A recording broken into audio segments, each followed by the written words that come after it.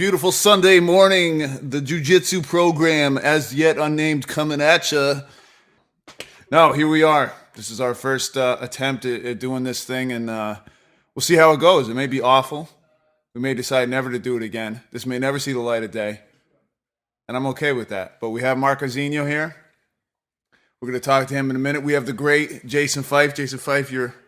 Hi, everybody. It's me, Jason Fife. Thank you. And we actually have a guest that we did not anticipate today, and that is the pain train himself, Josh Hesser. Hi. So we have a couple things we want to discuss today. As I mentioned, we don't have a name for this yet. It may not even be worth, coming up with a name. But a couple of things that I thought of. You guys can tell me if you like them or not. Brazilian Jiu-Jidiots was one, and the Disgracie podcast. What do you think? I actually like the first one better. Brazilian Jiu-Jidiots? Yes, only because that will make most people mad. I think so too. What do you think, Jason Fife? I like the first one also. I wanted to mention that before we started today, I did tell Jason Fife that I wanted him to do this entire podcast with a mouth guard in, and he was going to do it. So that's very dutiful. That's, he's a guy who knows how to be a team player. So it's great. Markezinho, anything that you'd like to bring up? No, not at the moment. Is this going to be like one of those Penn and Teller things where I'm the guy who does all the talking and you just kind of are in the background? Well, we need a subject to talk about first. We will. I mean, we'll have a subject, but, Markezinho, international man of mystery, we're going to have to get into Markezinho. That's going to be one of our topics. I think that we could discuss at length.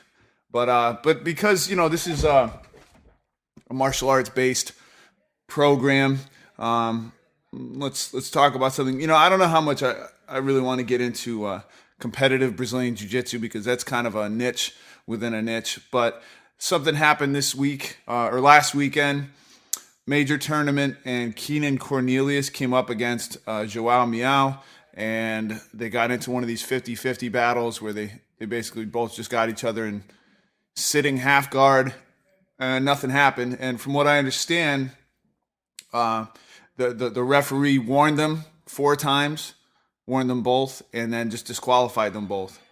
And on the internet forums, the jiu-jitsu forums, there's been a lot of opinions about this, but almost all of them, almost everything that I've seen has been people applauding the decision to disqualify them because they feel that the 50-50 thing is really boring. It's a stalling tactic. It's really slow. And really the only person that I've seen that was completely against it was Tom Callis, who is Keenan Cornelius' dad. So of course he's going to feel one certain way about it. But what do you guys think about the whole 50-50 stalling thing?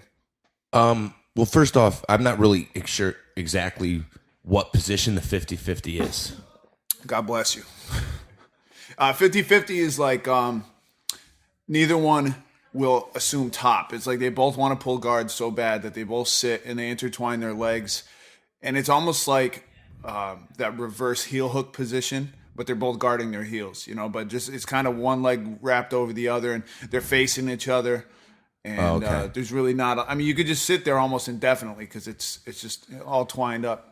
I didn't see the match, but were they actually going for stuff or were they just stalling from that position? They were there for a long time. Okay. And that's kind of what they're both known for. And I should know this, but I don't know if one of them was up on points and just holding on or, whatever.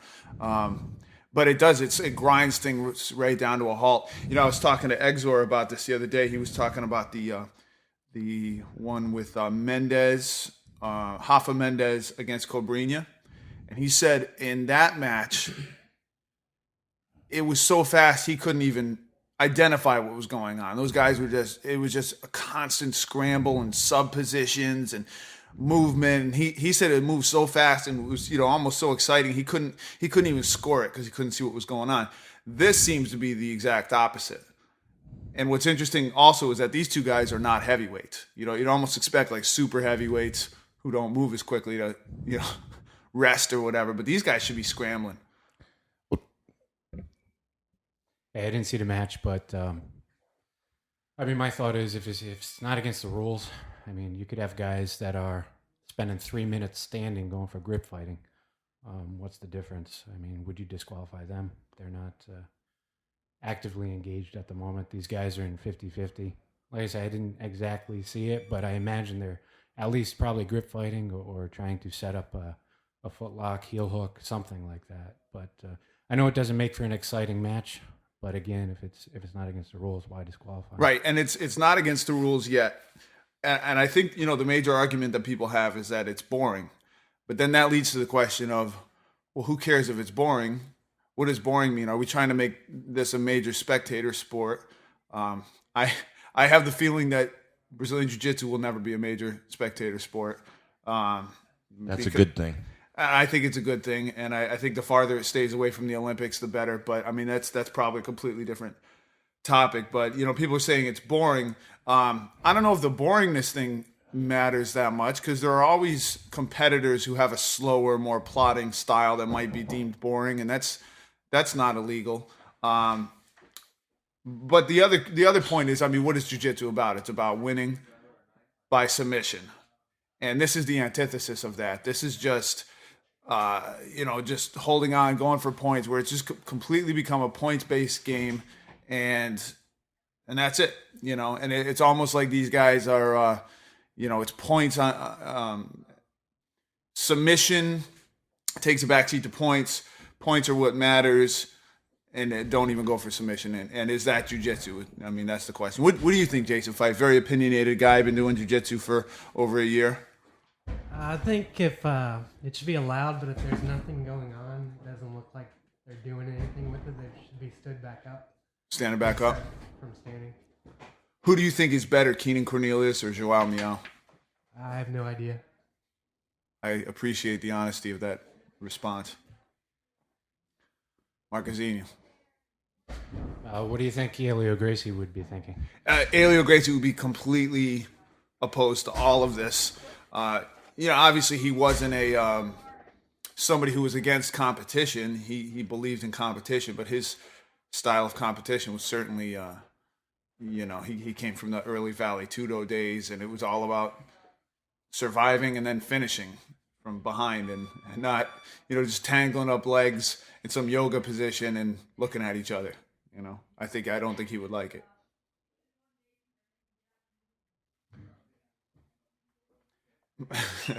Moving on. Anything else to say about that, Jason Fife? I know you follow the jiu-jitsu competition strategy. Nothing else really to say about that. Just standing back up. Not much is going on. Sorry, I left the room for a second. Are we still talking about that match? Yes. Because I actually have a couple things to say about that.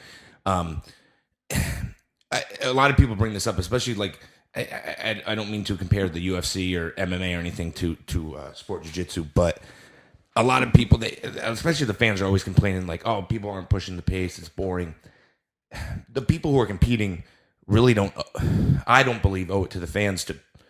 I mean, they're trying to win, so it's not like, why do we expect them to do an exciting match just for us to watch? I mean, I can kind of understand that if we're talking like MMA or the UFC, because people are paying to go in there and watch it and stuff like that, and they're a business in their own. But even though we might think it's boring, that doesn't mean that we can tell them, "Oh, you can't do that," or "You can't do this."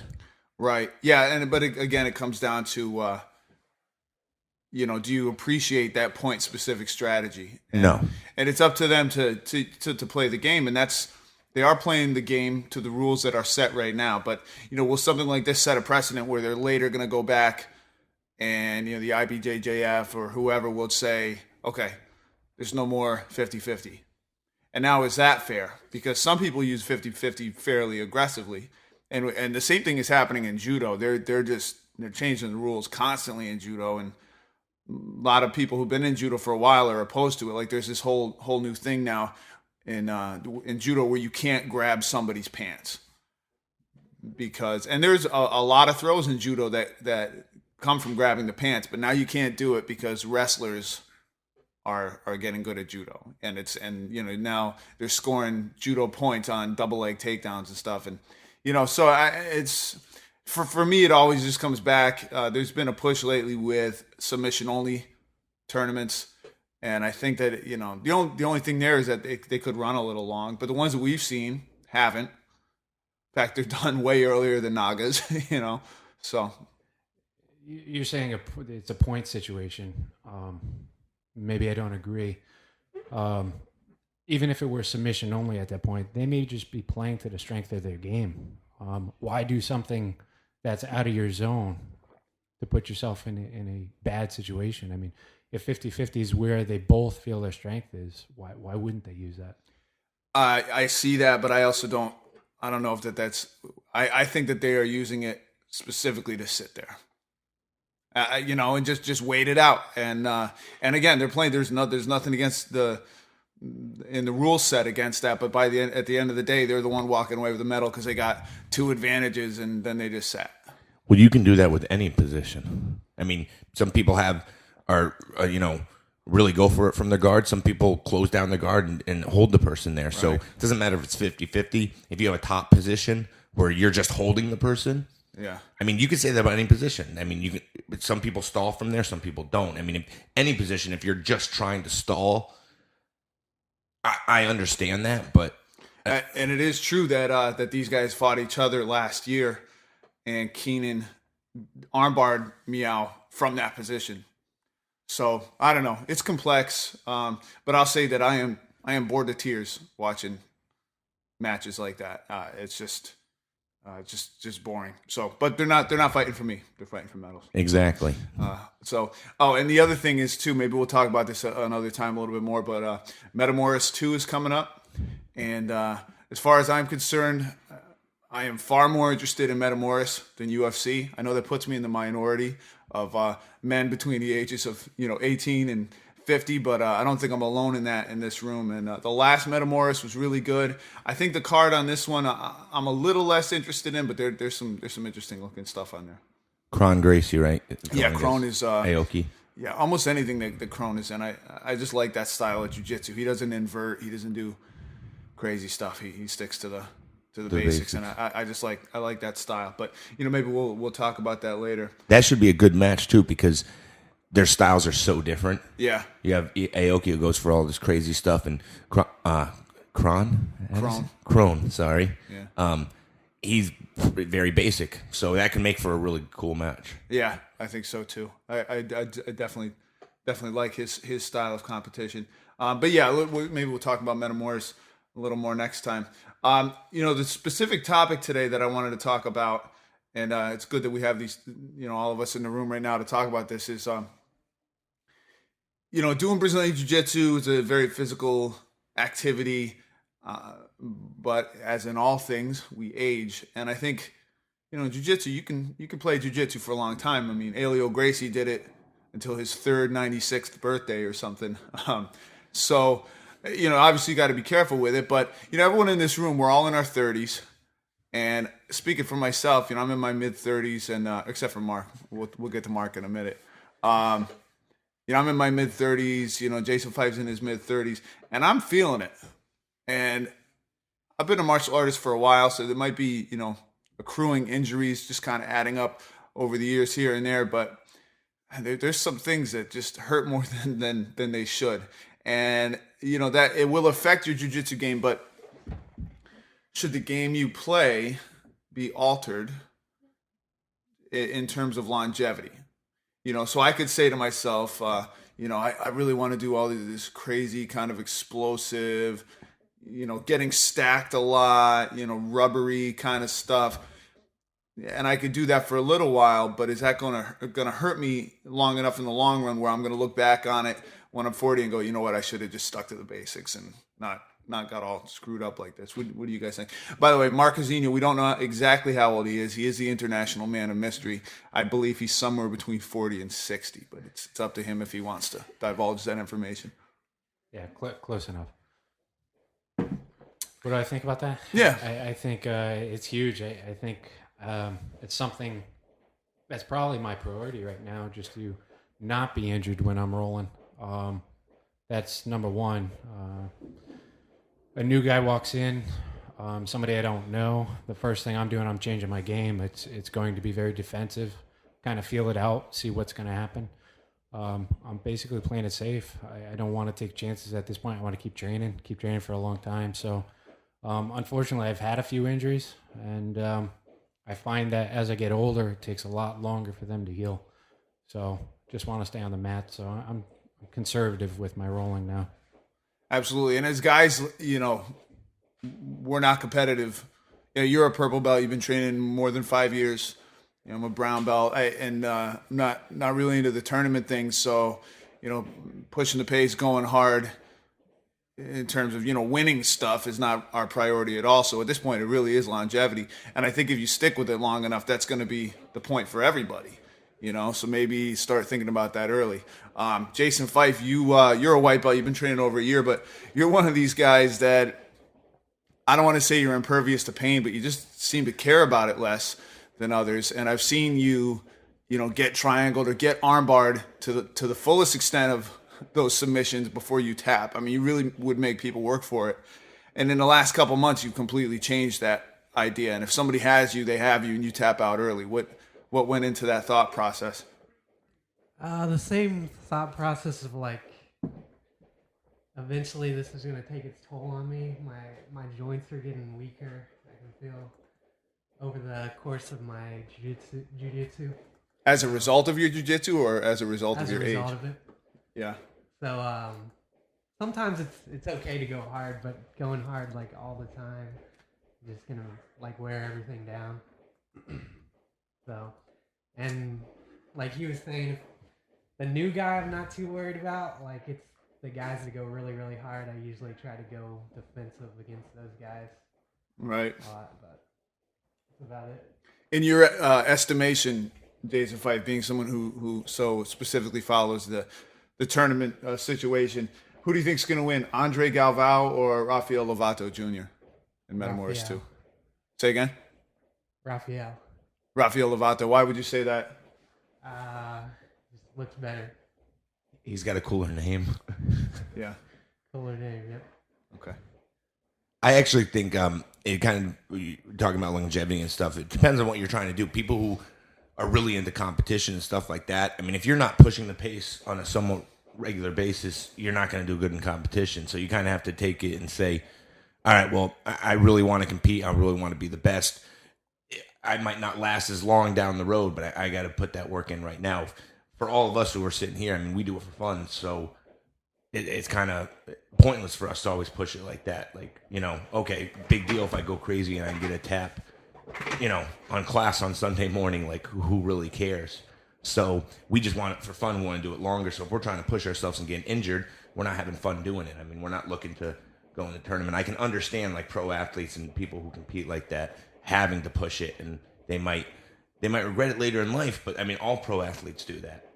That's just, you got to give up one thing to get another thing. Right.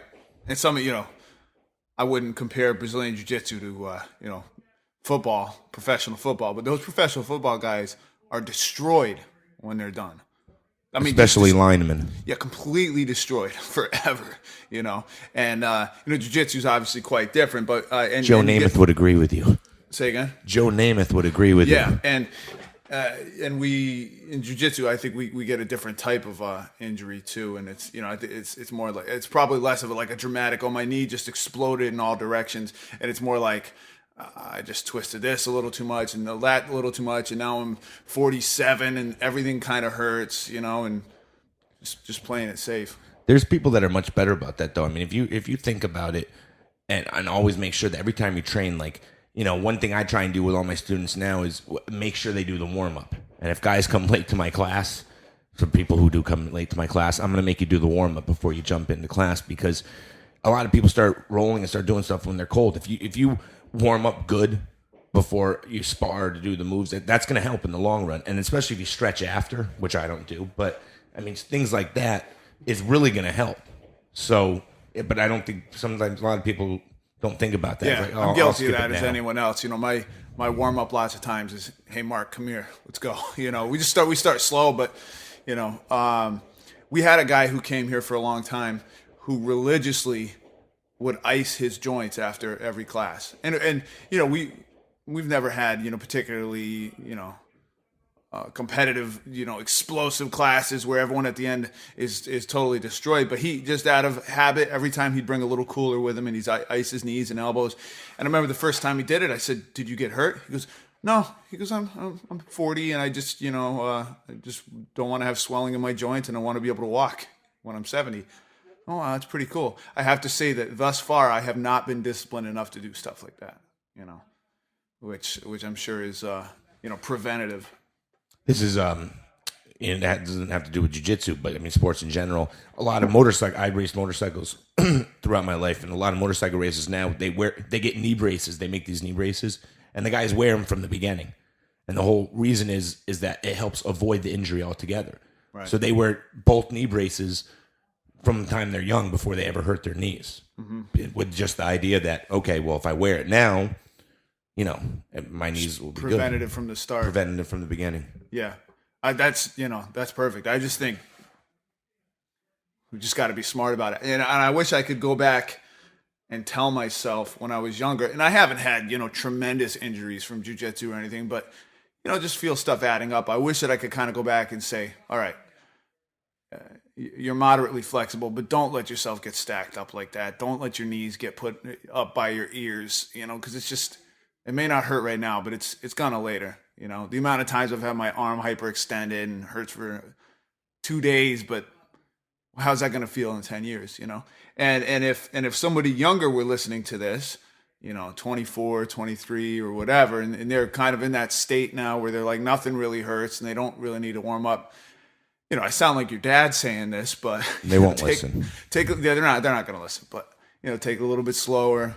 Listen to Markezinho. Listen to the wisdom of Markezinho. Lay some wisdom on us, Markezinho. Before Markezinho talks, I would just like to say that no one in this room is old by any means. Correct. No, you're right, but parts of us feel that way. I think as a result of some of the training decisions we've made. Put this topic to rest here, Markezinho, if you would. Put it to rest. Tap early, tap often.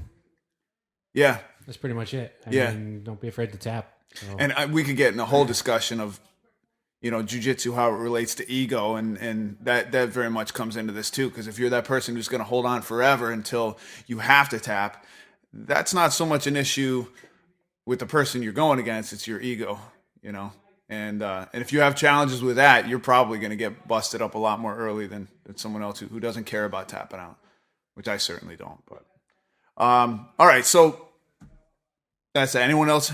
Jason Fife, any other pithy observations to make on the ravages of age on the jiu-jitsu body? None about the ravages of age, but I think that if you're rolling hard like that, you're only like building your tolerance and your endurance somewhat. If you're not rolling so hard and you're more slow and tapping more, you're probably learning like more technique and more position, positional and all that stuff. Yeah, and the truth is, if you're coming to Brazilian Jiu-Jitsu as your sole means of fitness, the rude awakening is that the better you get at Jiu-Jitsu, the less of an exercise it is, oftentimes. And that's why sometimes we see fat, advanced guys, because they can control the pace and do it. But let's. You're not pointing anyone out in particular, are you? No, I know. Okay, no. I just wonder. No, everyone in this room is perfectly, fight ready. But I want to bring this up. So there was a submission only tournament, the New England submission only tournament put on by our friends Rob and Brad a couple weeks ago up in Manchester, and Jason Fife competed in both gi and no gi. And as I was watching, what you got to know about Jason Fife is that he is not the most aggressive guy in the world. He's definitely someone you want to roll with because he's not going to hurt you, and he'll let you do the things that you want to practice and stuff. He doesn't have any mat ego where he has this need to crush you or whatever. He's a really good training partner, but he's not super aggressive. And he came out against this kid. I think was he from Soulcraft? Yes. And Yes, he was. This is first of all, you got an armbar in your gi division, right? Yes, in gi, my first gi match. Yeah, which is really good. But the no gi division, you came out against a kid from Soulcraft, and he was younger. And he was running game on you. Like, I was looking all the way across the mat. I was working the table. And, I'll admit this. I wasn't paying attention. I was watching your fight. and this kid was all over you. I mean, it was like omoplata to triangle to armbar to, I mean, and he was just, it was 15 minutes of pure offense on his part. And I saw you got a triangle for like a half a second once, but I think Josh was on the side of the mat. He said, "Give it up, you're not getting it," or something like that. And you kind of let it go. But you would escape from everything that he did, and that's perfect. I think that's awesome, and ultimately what happened was you both got disqualified because there was no submission. But I mean, this kid had it so close on you so many times, and you got that Jason Fife smile on your face the whole time. And how, disheartening is that when this kid is like, putting all his energy into closing off that triangle, he looks down and you're just smiling, and not in a jerky way either. You're just like, just having fun or whatever. I actually, when I was coaching him, I pointed out, I looked at the person next to me, I said, Jason Fife just never stops smiling, does he? No, never. He could be sparring Muay Thai and he gets a guy, chops him in the leg and then punches him in the face. He's still got that look. He's still got that Jason Fife look, which works for him. Yeah, It's people look at that and they're like, "What? Is there something wrong with this guy?" Like, and maybe there is, but it's, but it works for him. It's the Jason Fife smile. But anyway, do you have any comments on that particular match? In general, I just love Muay Thai and Jiu-Jitsu. Yeah, that match was really he was really technical and he was on me the whole time. And it was pretty much all defense on my part. It was defending against, he'd get me in a triangle, defend, figure a way to get out of it, get me in a Kimura, the same thing. Yeah. Just, he just kept on getting me and stuff. After I'd get out of one thing, it was almost to the next. And a slight moment where I had sort of like a triangle. He got both of his arms out, so I went with the arm across the other side of the neck. Right. Whatever. I'm not sure exactly what that's called. Yeah. But that's about the only time I was offensive. And honestly, as your teacher, I think you got more, and I'm happier that you had that match than if you had just come out against somebody and wasted them in 2 minutes. I think you got a lot more out of 15 minutes of pure defense. Because everybody gets all caught up on, just coming into jiu-jitsu. Oh, I want to get the armbar and a triangle and all this stuff that I see in the UFC. But defense comes first. And if you can defend yourself against somebody who's good, trying to tap you for 15 straight minutes, I think that's saying something about your training. That's definitely a good thing. I felt like it was really good because, now I know what to expect more than if I want to get somebody really easy. So for my next competition, that being my first, I'm going to be a lot more prepared next time. And by the way, that kid got his blue belt like 3 days later. Oh, yeah. So heard that. Jason Fife, how many stripes on your white? One stripe. One stripe, so he held this kid off who's basically blue belt level. Markezinho, any comment on that situation? Yeah, I was just wondering, looking back on that, did you think, looking back, did you think that you should have tapped at some point, or did you come out of that feeling like you made the right decision? Did you have any injury coming out? Did you push too far, or what do you think? I felt like I did push a little bit too far with the Kimura. The Kimura, my shoulder's been hurting a little bit, but not anything major, so it's kind of iffy whether I should have tapped or not. It's tough in the moment there. I imagine it's not the same as an open mat, but again, it's a different level when you're competing, so that's good. Yep. Yeah. Especially against a young. That kid looked like he was about 19. Do you know how old he was? I don't know his age. He was a younger kid, I think. So easily half the age or less than Markezinho. Yes. So, but this is the last topic I want to talk about. We're just gonna hijack this a little bit. Mark thought we were having a podcast today, but this is actually an intervention. No, I'm just kidding, Mark. Don't run out. But let's talk about Markezinho a little bit. So, if you don't know Markezinho, he's purple belt.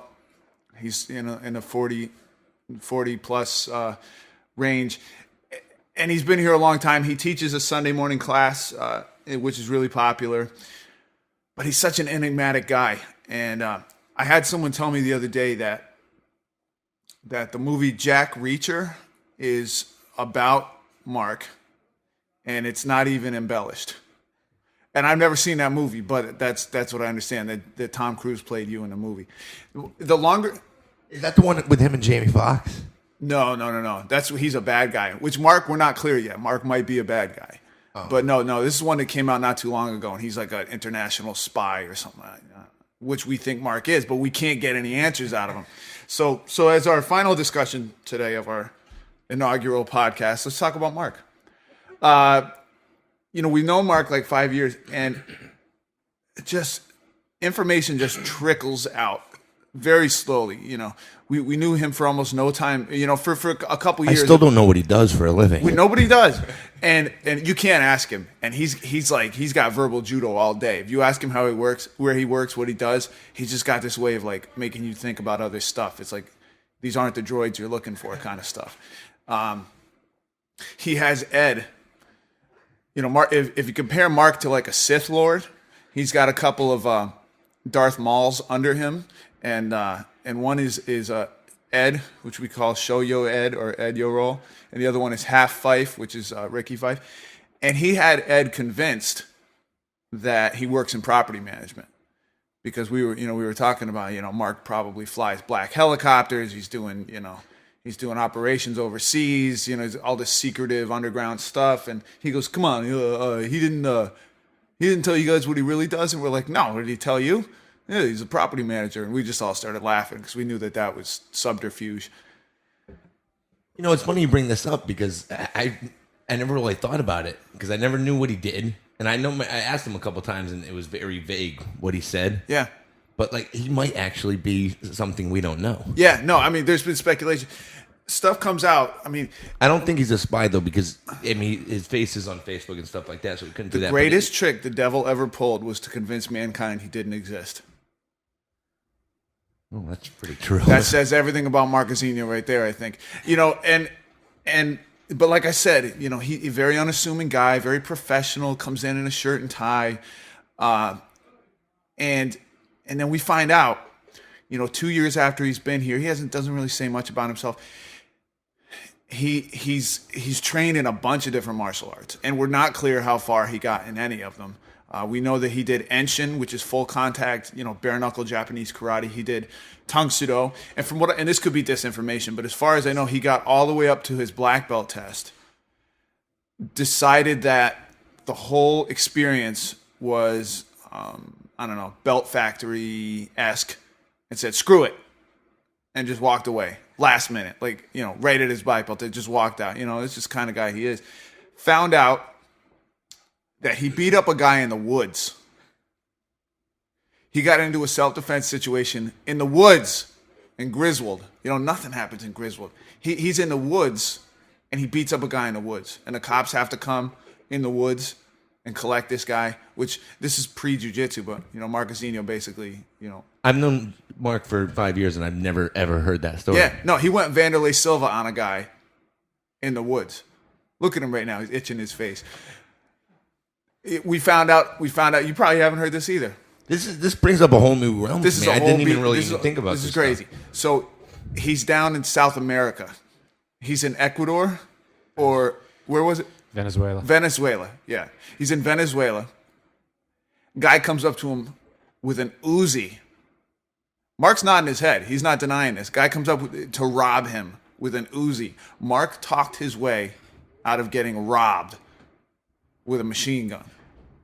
And I don't know if what it was is that he basically, he said, "I don't know if you know this, but, I'm an international, operative or whatever. I could have your entire family killed, walk away with your little gun, and I'll let you live."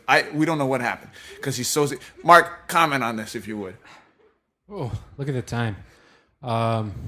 Yeah, Sunday morning. Should be wrapping this up, I guess, huh? Jason Fife, you can cast a little light on this.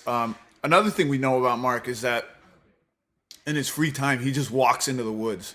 And I'm not just talking about to beat guys up. I'm talking about he'll drive to Canada and he'll walk. They don't have miles in Canada, right? He'll walk 200 kilometers into the woods. He'll walk right up to mooses and up mountains and stuff. He'll go live out there. He made a knife out of an antler and a saw blade. This thing looks like a kukri. No, it wasn't a saw blade. You make it out. It was like a piece of metal, and you sharpened it up. Blade. Okay, I've been corrected. Jason Fife, what can you tell? I mean, we don't know nothing about this guy, and I don't get the feeling that he's sinister. I don't think he is, because with all the shenanigans that I pull, I'd be dead, right? But he's just. There's a chance after this podcast you might be. I think that's entirely true. So, Mark, I should tell you that this is being broadcast to the internet live, so that there is evidence. Go ahead, Jason Fife. Your mic. I have no idea who he actually is. You're on his payroll, aren't you? That I'm sounded not on his deflective. Well, I am glad that we're somewhat good with Markezinho, because if we don't know, I mean, it's better to be on his side than I against think so. him. We went down to train with Marcio Stambowski, who's our esteemed jiu-jitsu teacher, and I brought him. Mark and I went down there for a private class. This is almost 2 years ago, probably, and he had never met Mark before, and it was like instant connection. He just loves Mark. He loves Markezinho, my brother. Nice to see you. Come here, give me a hug. Loves Markezinho. You know, it was almost as if they already knew each other. Now, I don't want to say that they did, but it was almost like they did. Mark, comment if you would. No comment. Dead air, Mark. No comment. See what I'm saying? See how hard it is to pry stuff out of this guy? It really is. I'm after this podcast, I want to go up to him and ask him privately what he does, but I'm afraid. I'm almost afraid to find out now. Like, one of those things, like, if you know, like, it could be bad for you. You know too much. Yeah, if you know too much. Like, I don't know. I don't think I'm ever going to ask Mark another question again. It doesn't have to do with martial arts. Yeah, yeah. Even the martial arts things, you're probably not going to get a straight answer. He's just. Well, I asked him today about a move, and he kind of vaguely told me where to put my leg. Yeah. What do they call that? Is it called Sears School, where they put like the really like frontline military guys through training, like torture training, basically, so that if they're under, Mark's nodding his head because he knows about this, that if they get captured and they're being tortured, how to withstand torture and not talk. I feel Mark has been through this. I feel like Mark thinks he's going through it right now. I was just gonna say that. Well, this has been a great podcast. We've gotten nowhere. We talked about some guys hugging each other with their legs. Pajama wrestling. I do have one question for you. I've heard of 50-50 guard. Now I kind of know what it is. Yeah. But I don't really. Because it sounds like you just drop back for ankle locks. But Sorta. what is the other one? It begins with a B. Berimbolos. Yeah, what the heck is that? That comes from like De La Riva, reverse De La Riva position, and then those guys love that stuff too. I don't know. That's what De La Riva that's a is. pretty controversial move because it seems like all the old school guys, which I guess I'd kind of put us in that camp, hate that move because it's relatively new, but it works. Period. It works. Like guys are catching that in all weight categories now, and it's a lot. It looks a lot more complicated than scissor sweep or whatever, but it works. Guys are catching it left and right. Ricky Fife, Half Fife, was telling me that if you do a YouTube search for Berimbolos, 80% of the responses are how to defeat the Berimbolos. So it's effective. But Well, any move that isn't new, a lot of people are catching because a lot of people don't know it. And then once people, it's like rubber guard. Rubber guard's True. great. I love it. But I've had guys try I don't know this how on to do me. it, but I know it's good. But Yeah. people, once they started defending it, like when I was teaching half guard, I felt really good from half guard. I was sweeping everyone with it. And then I started showing it in class and, showing some defenses for it. And now, with my students, when I try and do half guard them, they shut it down. Right. Because it's like they know it. Yeah, and I'm sure that there'll be a general learning curve with the Berimbolos, but I wonder if it's just going to become a piece of jiu-jitsu in the future because it really is. And there's white belts pulling it off. Jason Fife, your opinion on the Berimbolos, if you would. I hate that move. You don't like it, No. yeah? Because your guy there. We have a kid here. We call him YouTube because it's almost like his brain has an uplink to YouTube. He can just download all the videos. He's a white belt. He's a good white belt, but he does Berimbolos, all the time. That's Helson Gracie's favorite move, isn't it? Yeah. Helson Gracie doesn't even do butterfly guard, from what I understand, because he considers it too new school. I could be wrong on that, but what do you think about Berimbolos, Markezinho? I think Josh is kind of onto something. Once people start to see it, I think it'll be shut down more and more. I think it's just a kind of a new thing that people are trying out. Yeah, and I think maybe the other reason that there's a backlash towards it is because it is a pretty athletic thing. You kind of invert, you kind of go upside down. It's something that if you're not in shape to do it, it doesn't work. So you get guys that get sort of resentful because they can't do it themselves. Maybe, I don't know. We'll have to see. I know I've had it tried on me a couple times, and it's a little mind-boggling, if you don't know what's going on. So, but Jason Fife, any closing statements? You're a very opinionated guy when it comes to martial arts and training and jiu-jitsu. You've been there, done that. You've done a lot of Wing Chun, and you're very, very strange to spar with. So, no, nothing for closing. anything else from our guest? You might want to edit out the last 3/4 of this. Is that, I can't tell, is that a threat? Like you have this political way of like dropping threats that was he threatening us or not? Like I can't tell. That sounded like a threat. Just a suggestion. Let's go into my lawyer, just in case something happens. Anything else? All right, so I think that's it. This has been a fun time. We'll see how this goes. If people like it or not, and if we want to do it again, and if we get some momentum, maybe we'll even come up with a name for it.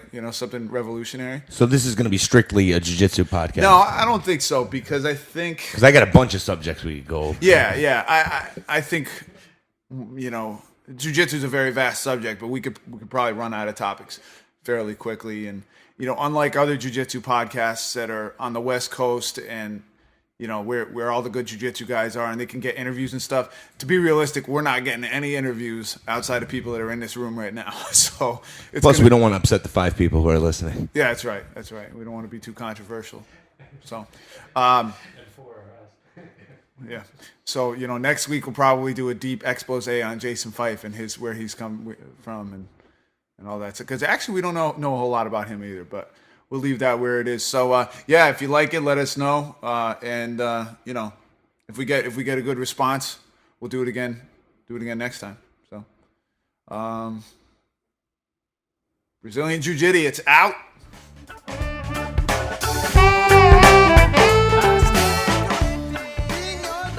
By the way, music today was provided by the Soul Merchants, which is comprised of 2 Brazilian Jiu-Jitsu students, Brad Wolfson on saxophone and trombone by the great Greg Brayman.